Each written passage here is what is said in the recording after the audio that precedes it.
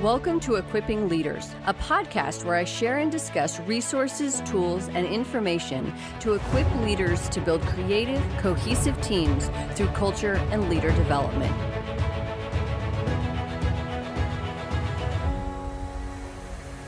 Welcome to the Equipping Leaders podcast. I'm your host, Natasha, and today I am sharing a conversation that I had with executive coach Margaret Mclean Walsh on mentoring coaches, coaching supervision, coaching the coach, and the importance of being a lifelong learner.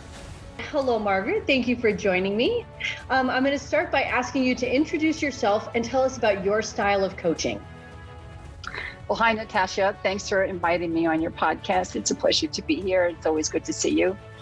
What I do is I do executive coaching, coaching supervision, ICF mentor coaching for those who are applying for a credential, as well as coaching education for the Columbia Coaching Certification Program. My style is mostly through positive psychology is my biggest influence.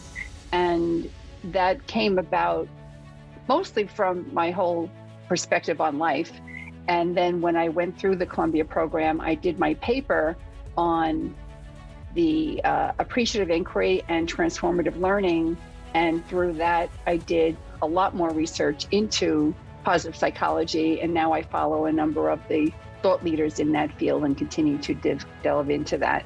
And the other that informs my practice is the work on the balance of coaching support as well as challenge, and the importance of that in helping clients move from where they are to where they want to be. So it's a positive approach with a nice balance of coaching support as well as challenge.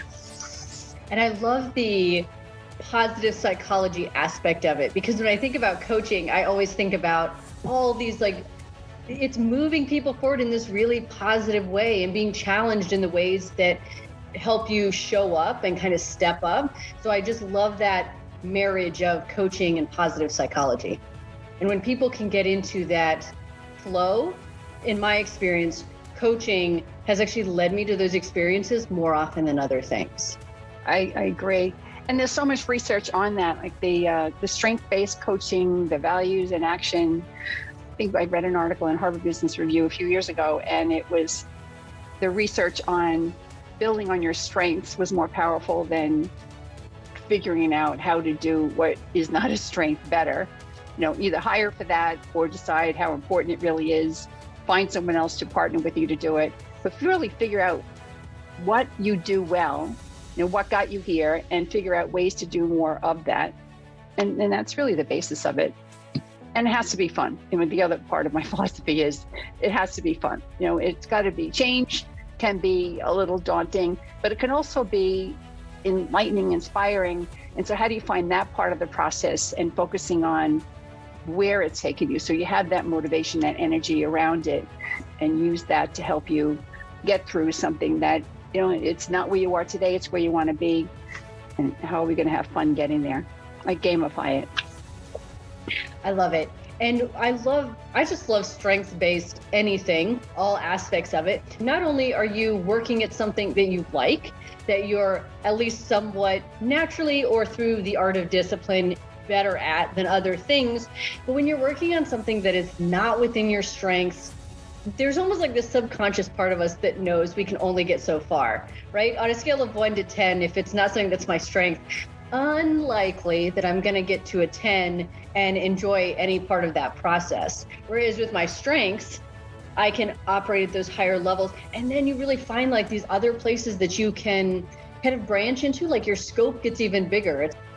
When you do have to learn something that isn't a strength, but when you do it in service of something that really inspires you or motivates you, it makes it so much easier to do that. And then it becomes something that you actually may start to like to do. There are people who took accounting in college and absolutely hated it, and then needed to use it in a job, and they got really good at it, and it was part of what promoted them to the levels that they went to. So you had mentioned positive psychology, and so what other tools or frameworks do you use commonly in your coaching? Many of them come from the Columbia Coaching Certification Program. The framework of every the anatomy of a conversation. Every conversation has a beginning, a middle, and an end.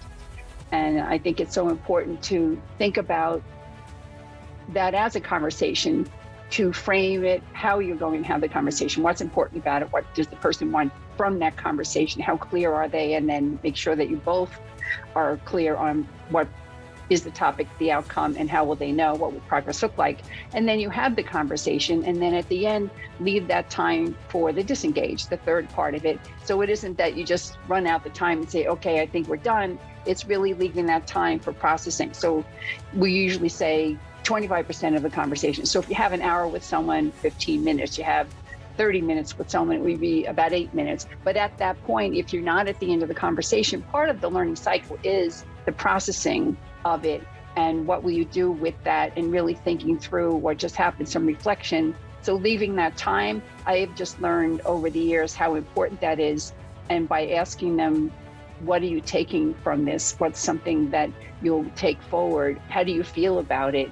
How will that help you with what the topic is that you want to do? And leave that time, because if you ask that question with 2 minutes to go, you're not giving your client enough time to have that conversation, because they may talk 3, 4, 5 minutes. And then the follow-up is, what are you learning about yourself? What are you learning about yourself in the situation? So you can really go deep in there once you get comfortable with making that third part of the anatomy of conversation part of how you approach it. When we think about it, just at a very high, just intellectual level, you're like, oh yeah, anatomy of a conversation. But in coaching, I will say, so we met through the Columbia coaching program. When you are trying to actually kind of have a conversation, kind of like frame it as like a coach and make sure it like moves along thoughtfully, it's actually a lot harder than I think people think, right? Like in a normal conversation, it flows naturally. But then when you're really trying to empower someone, right? Ask the right questions, like so that they're moving to the goal that they want to, it actually becomes more of a challenge. Yeah, it's a different way of thinking about it, because in a regular conversation, you talk, I listen, I ask questions about you, and I talk, you listen, you ask questions about me, and then I think of something else and we go back and forth. And a coaching conversation is completely focused on the person you're speaking with, their agenda, what's important to them. So it does shift a lot of the emphasis. Actually, it should shift just about all the emphasis to the person in front of you. And I know that the WBECS, the Worldwide Coaching Conference, and they do amazing things. I was watching one of their talks, and one of the coaches on there said that when she's coaching, she's never worked harder at doing nothing. And I think that's like kind of another aspect of, as leaders, also as coaches, we've heard a lot of different things. And as humans, we're very naturally inclined to be like, I know how to solve your problem. Let me just tell you some things real quick. But to be able to step back and essentially do nothing and hold that space. You know, it's an interesting metaphor. I'm picturing some of the most successful CEOs I've worked for had nothing on their desks. And it was all about giving that space and time to whoever came. And if you keep doing the work yourself, you don't have the space to support the others and have them do the work, so that you can do the bigger piece of it, the thinking part of it, and then support them, empower them, just as you said. And coaching is like that. We come into this profession, many of us, because we like to help, and it's helping a different way. You don't know what you thought until all of a sudden it comes out of your mouth, and once it's out in the air, it shapes how your next thought comes out. It's interesting. Yes. And I like that you mentioned that piece about being listened to. We think we're better listeners than we are, but we're actually not that good at listening to other people. So when you're in a coaching session and you're really being listened to, that's why so much can get done in like what seems like such a small amount of time, where it's very empowering. And when coaches are pulling out things that are not said and help you find meaning and all these different things, it kind of gets to, like in the coactive model, they talk about the 3 levels of listening, and then Oscar Trimboli, he talks about the 5 levels of listening. But in that session, you really can get to all those levels of really being heard. Yes. I think that's so well said. The whole power of being heard comes from the listener knowing how to listen at that level so that the person can feel heard. So you not only do amazing coaching, executive coaching, but also coaching supervision, which was how we initially met through Columbia. So what is coaching supervision, and how does that kind of play out for someone who's becoming a coach? That's a great question, because coaching supervision in the U.S. is becoming much more of a well-known and well thought of and well-used support for continuing coach development. So it's interesting. I was on a webinar this morning, and Magda Mook, who's the CEO of International Coaching Federation, was being interviewed, and she was sharing what they're seeing in coaching supervision and how they're using it. So if you have a credential from International Coaching Federation, you need 40 hours every 3 years of continuing coach education, and working with a coaching supervisor is one way to meet some of those hours. So in the Columbia model, the coaching supervisors in the practicum are helping you to get the skills and giving you feedback. Coaching supervision as a discipline is more for once you are out there coaching, and then the whole premise is helping you see more than you can see on your own. So it's the really gift of bringing it to someone who's more seasoned than you are, and they ask questions from either a model that they've developed themselves or one of the well-known models out there. The one that I use is by Peter Hawkins and Robin Choate, and it's the 7-eyed model. So the 7 lenses, or the 7 ways of looking. And what we do is we ask questions from the different lenses, whether it's the coach's perspective, the coachee's context, the coach's interventions, the coach's self-awareness, the bigger system that it's working in, and also the supervisors, what am I experiencing as I'm listening to you as you share? So there are a number of suggested questions in that, but you can come up with your own. And it's really a way to think about it other than, our thinking preferences this way, and how do you get it bigger? So it's not coaching, helping the coach coach the client. It's more about helping the coach open up perspectives from what they're reflecting on from that client interaction. And then they go back into it with different ways that they want to re-engage with their client.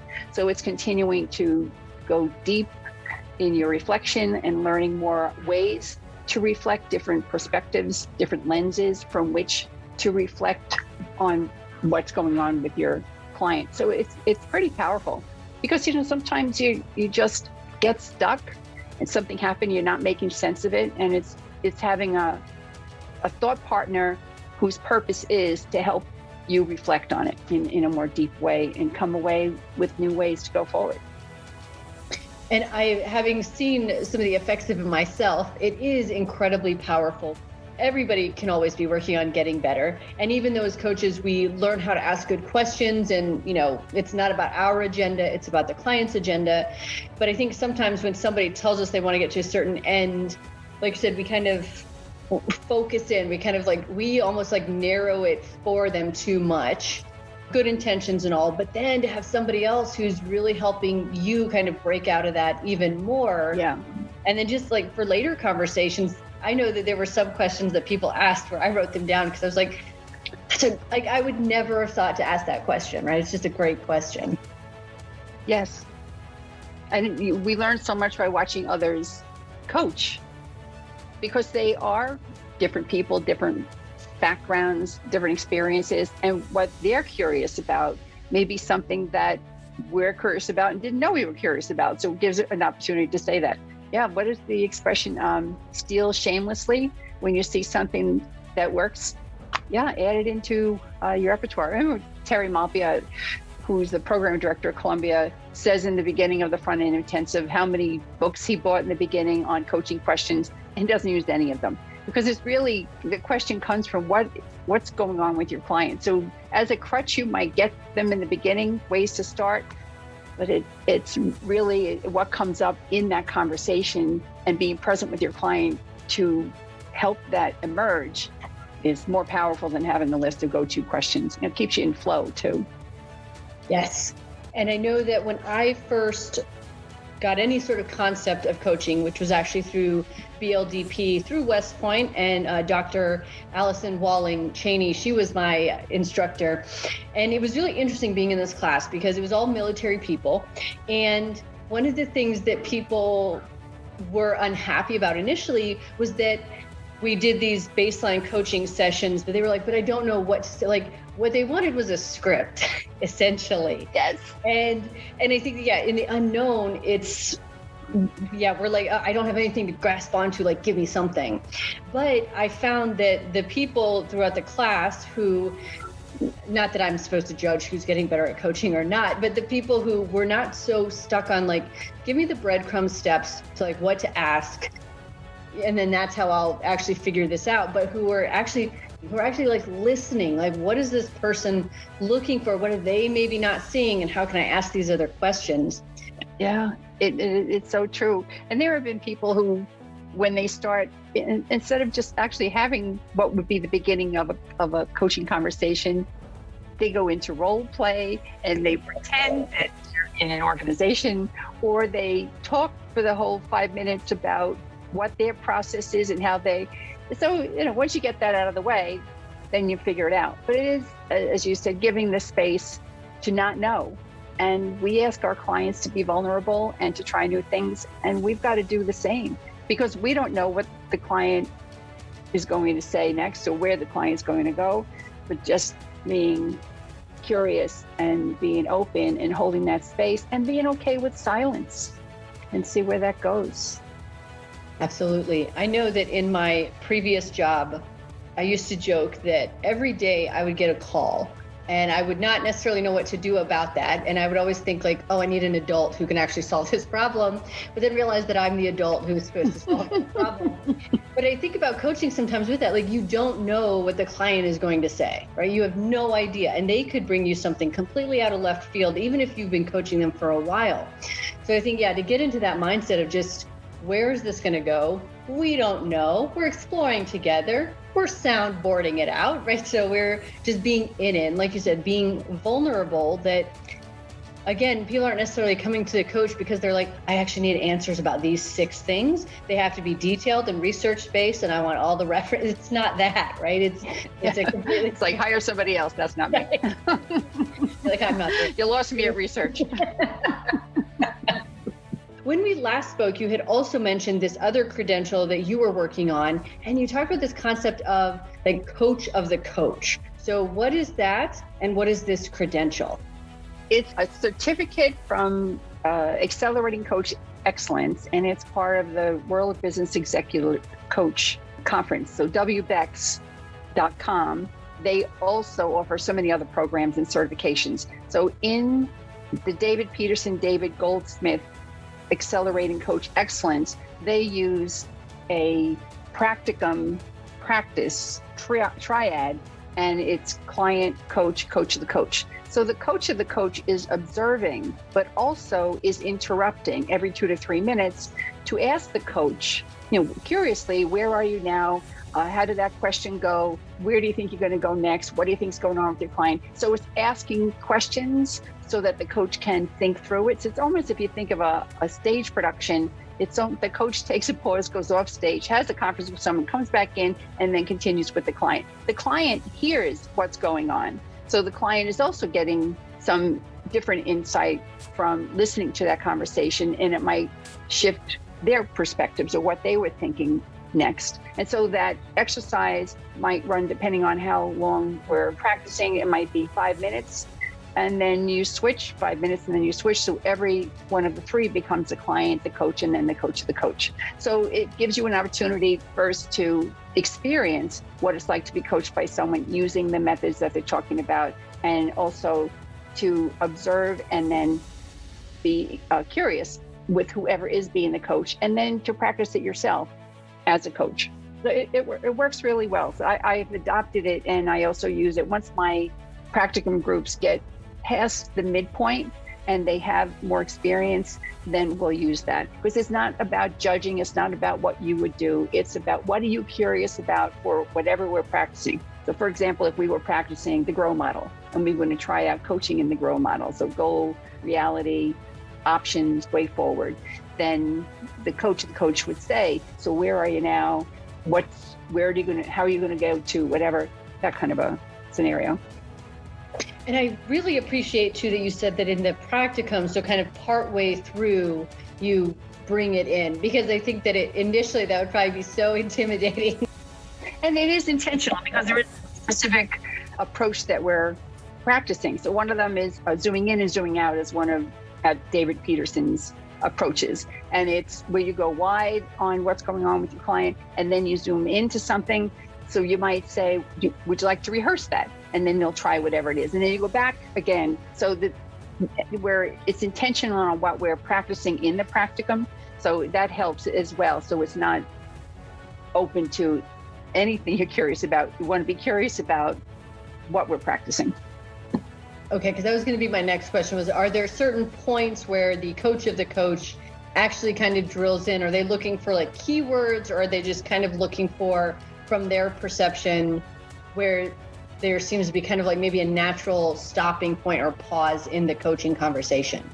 Less than that, it's more of partnering with the coach to help them have a little space to pause and say, where am I with this? If I'm practicing zooming in and zooming out, have I zoomed in enough yet? Have I zoomed out? Like, where am I? And what would I do next to get to it? So it's just a conversation about that. But the coach or the coach interrupts so that they have that pause so that the coach can figure out, where am I in what I'm practicing? It's important that the client is the focus. But for this exercise, the focus is more on the coach and how the coach is practicing approaches for that day. How long is that credential, and kind of like how is it broken up? Like, is there a practicum and a front end, or? Yeah, it's all at the same time. There's I think 7 months maybe. So you have a kickstart module where, the lay of the land. Then every month there's a full hour and a half with David Peterson, David Goldsmith, where they cover all about their accelerated coach excellence, and they introduce different approaches that they have. And there might be something to read. And then the second part is the mastermind, where you're going deeper into understanding it. And then the third one is a practicum. So they meet 3 times a month over the 7 months. Once in the big group where you're not on camera, and then the next 2 where you're intimately on camera into breakout rooms, coming back together. At the end, there's a final. And they also bring in some guest speakers to introduce different thought on the topics.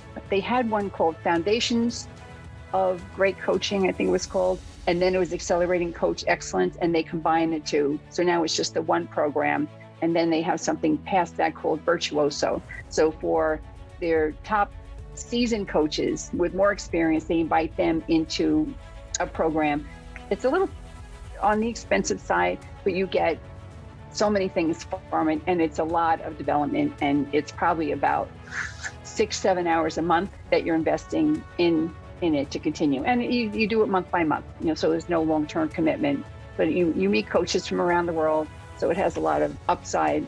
And if you went to a coaching program, that may be who you hang with, or you're in a professional organization, that's who you hang with. So it's one more pretty wide professional coach network with different people who've gone to different coaching, coach education, coach training programs. And so it's a pretty good add to your quiver, add to what your development ways to get there. You can't put a price on personal development.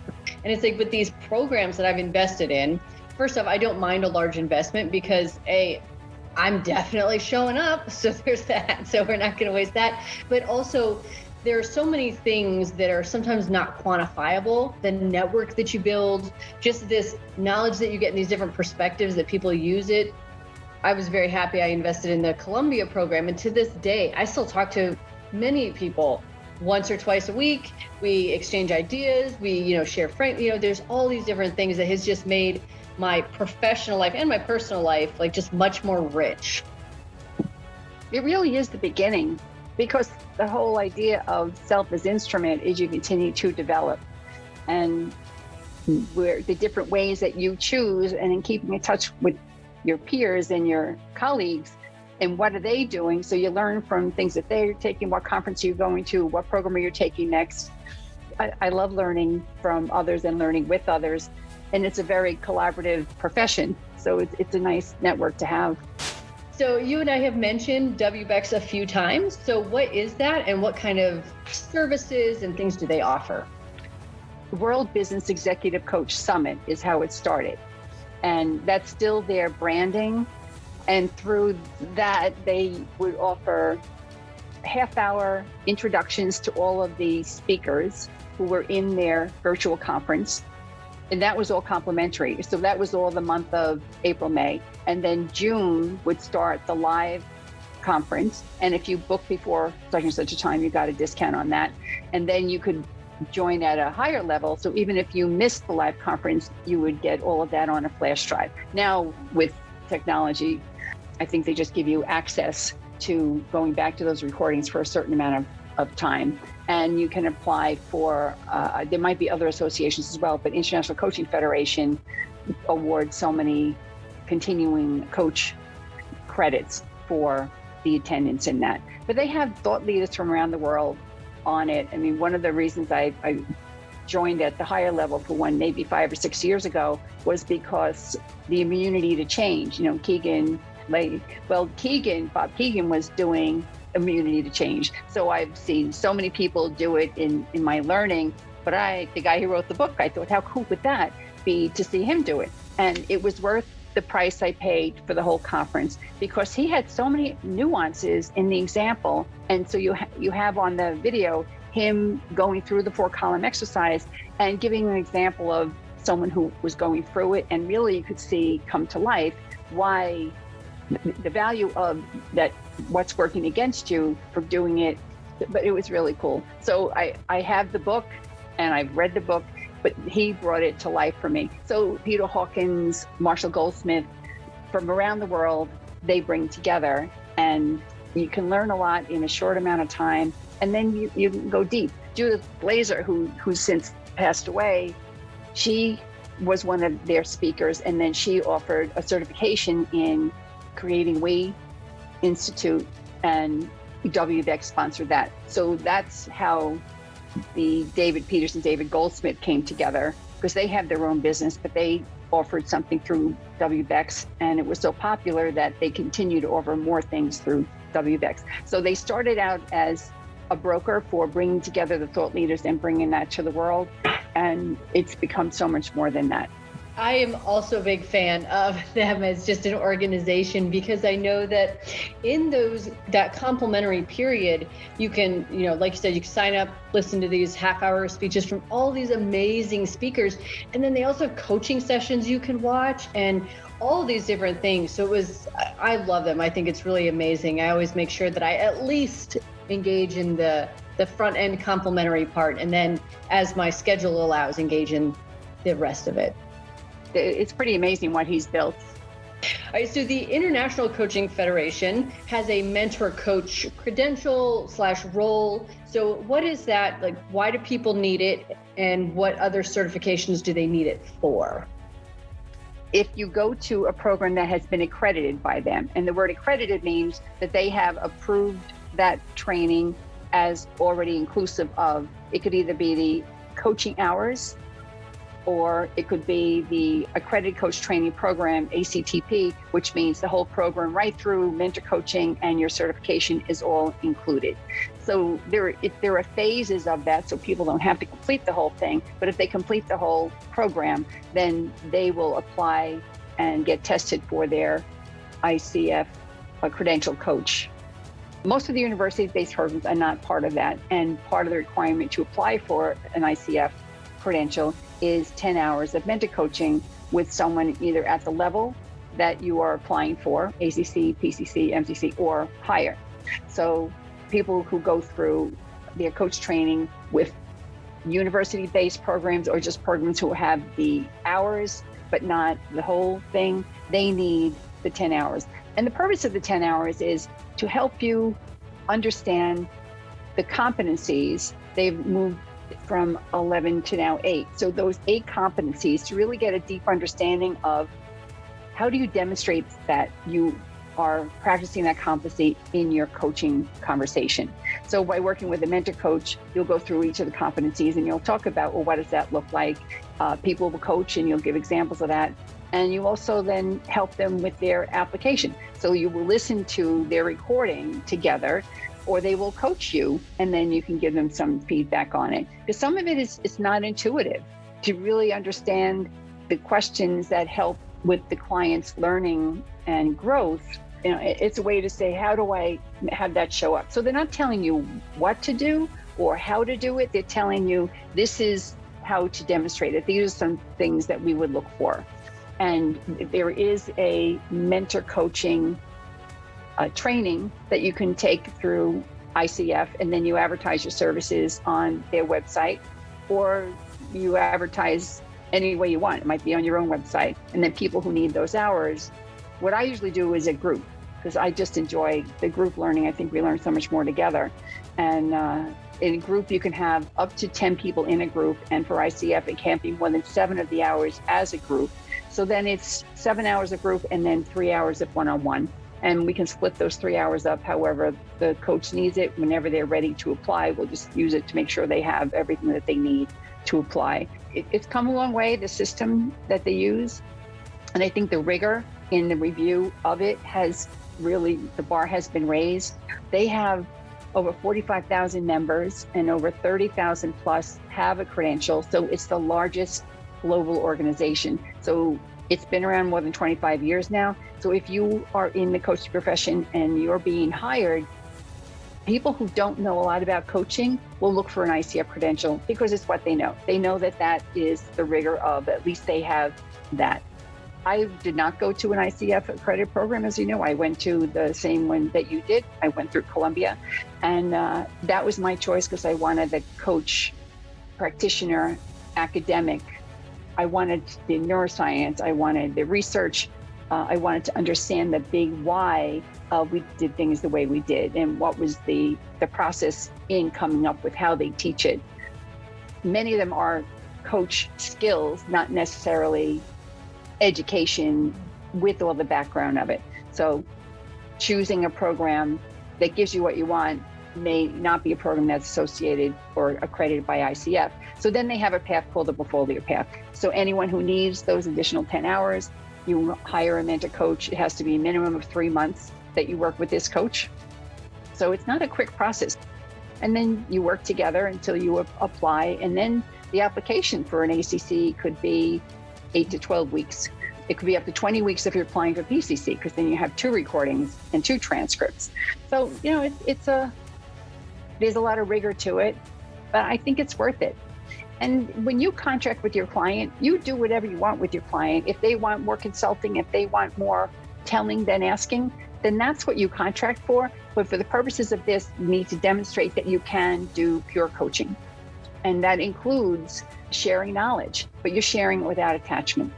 Well, and I also appreciate that you brought up a really good point where when you contract with a client, it's what that client needs. And as they need different things, you either adjust or you can recommend a different coach or whatever. They're not telling you how to coach. They're telling you if you want their credential, you have to demonstrate that you can coach to the ICF competencies.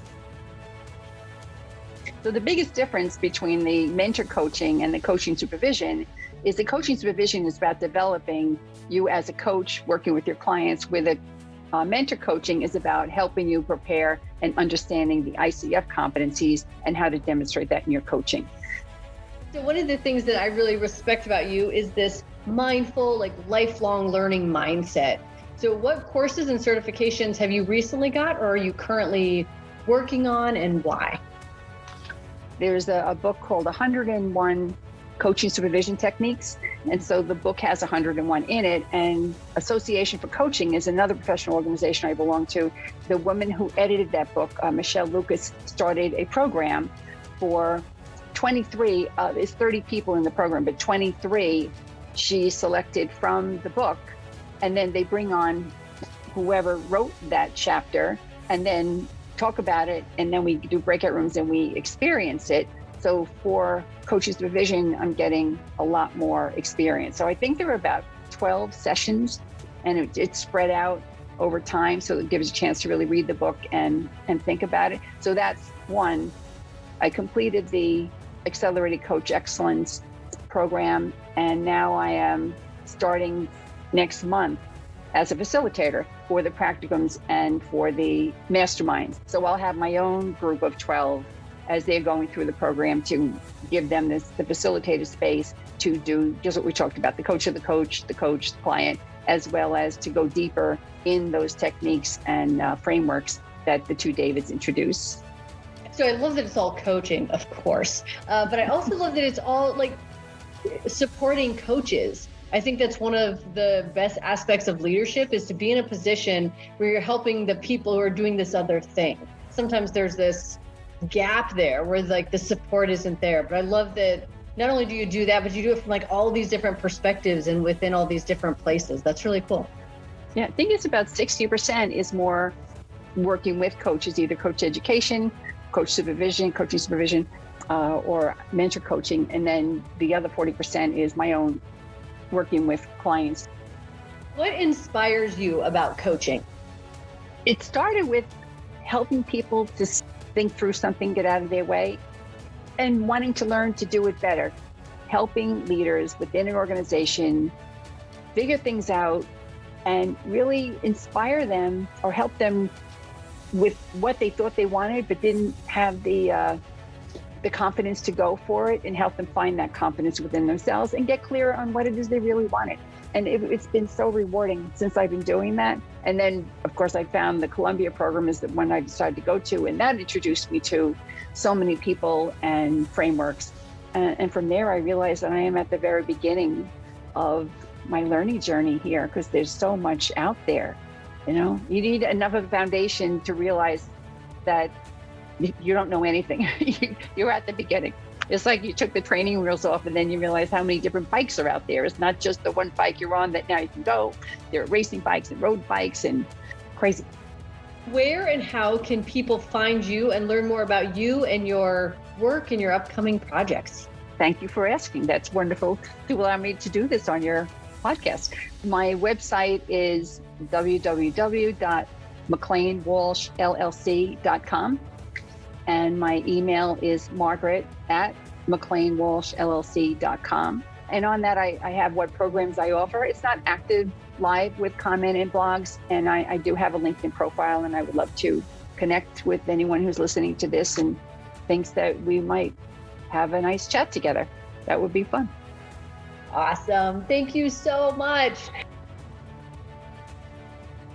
Thank you for listening to this episode of Equipping Leaders. All of the resources mentioned in this episode can be found on my website, natashacheyenne.com. On the website, you can also find a weekly leadership journal entry, a resource page with challenges and downloadable content, a place to sign up for my weekly newsletter, and an upcoming leadership platform full of workshops. You can also follow me on Instagram @novel_Natasha and on Twitter and Facebook @Natasha Cheyenne.